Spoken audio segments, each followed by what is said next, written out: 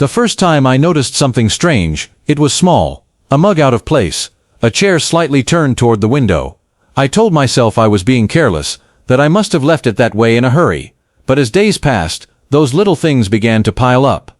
The air in my house started to feel different, like someone had been breathing it before me. I began to sense a faint scent of unfamiliar cologne in the hallway.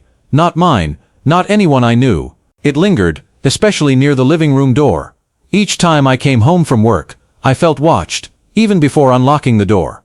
I started checking the locks twice, sometimes 3 times. They were never broken, never forced. Yet things kept changing.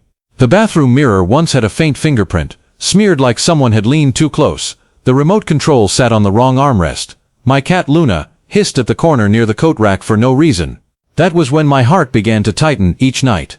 I stopped sleeping soundly. My dreams were filled with footsteps echoing in my hallway, soft, steady, like someone knew exactly where to step to avoid the creaking floorboard.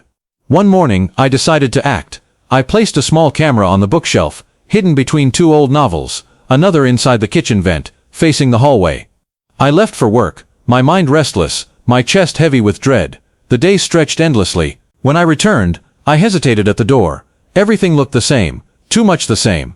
I sat down, pretending to scroll through my phone, but my heart raced with a pulse that I could feel in my throat. I opened the footage, the screen flickered, the clock read 11:42 a.m., and there he was, my neighbor, Mr. Callan, walking through my front door with a spare key, calm, comfortable, as if he lived here. He looked around slowly, his eyes resting on the walls, the photos, the couch. Then he smiled, he took off his shoes, and sat down, right where I sit every evening.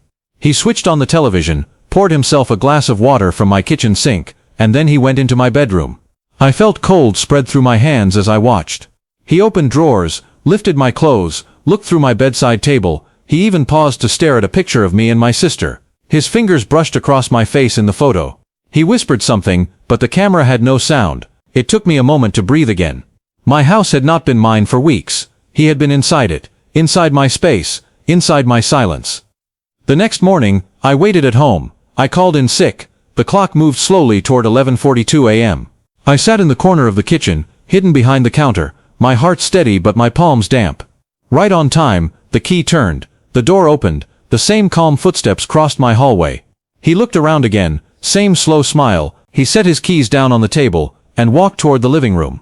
I stepped out quietly, each movement careful, deliberate. He did not see me at first. He hummed softly as he adjusted the curtains. Then he turned. Our eyes met. For a moment neither of us spoke. His face froze, color draining from his cheeks. He stuttered something I could not understand. The air between us felt sharp, almost metallic. I told him to sit down. He did. My voice was calm, but my pulse thundered in my ears.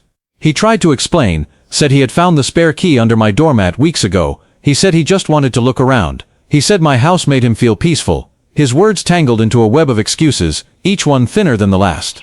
I stared at him, my hands trembling. Peaceful. He had entered my home, my safe place, my quiet. I told him to leave. He nodded, eyes wide, and walked backward toward the door.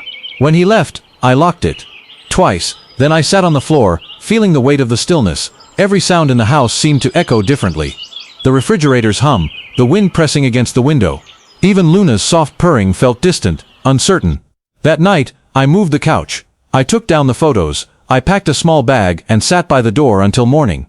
The house no longer felt like mine. It felt like a place that had watched something I could never forget. So I decided to leave, not just the house, the neighborhood. The street that once felt safe now carried the rhythm of his footsteps.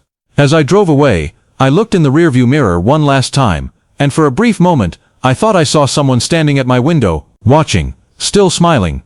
It has been months since I left that house. I live in a small apartment now, far from that quiet street.